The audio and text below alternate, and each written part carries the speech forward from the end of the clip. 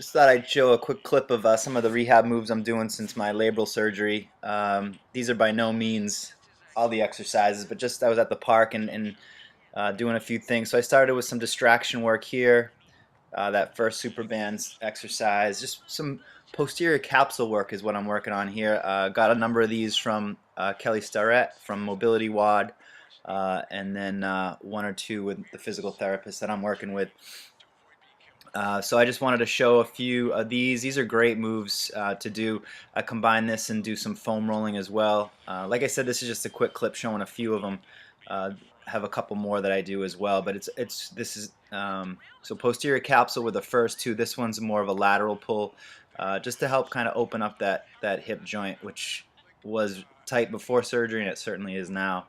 And then a couple of just more common traditional glute activation exercises. I've got the that little band around above the knees to force some abduction of those knees just to help with the glute medius and glute activation. So those are some bridges. Then we've got some side clams.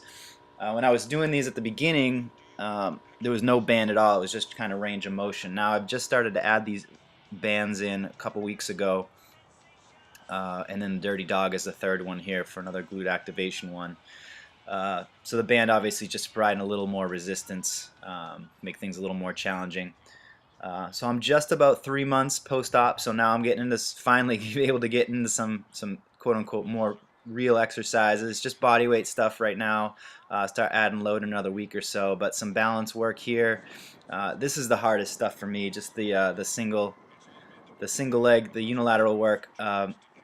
And whenever I can kind of activate that glute a little bit more, you can see that band coming across the body. That's just forcing a little more glute activation. And out of everything, these last two here are probably the two hardest. So getting some triplanar work here. I'm not just always going sagittal, but getting some rotational work, especially the last two. This one here, I should say the first one and the last one. So that one, and then this first one here, that's the hardest for me because it kind of forces the hip into some internal rotation, which I'm having the hardest time with. But no pain, just challenging. Like I say, I haven't worked these muscles in quite a while, so that's a tough one. And then this one right here, kind of this PNF pattern, single leg coming across and trying to get up.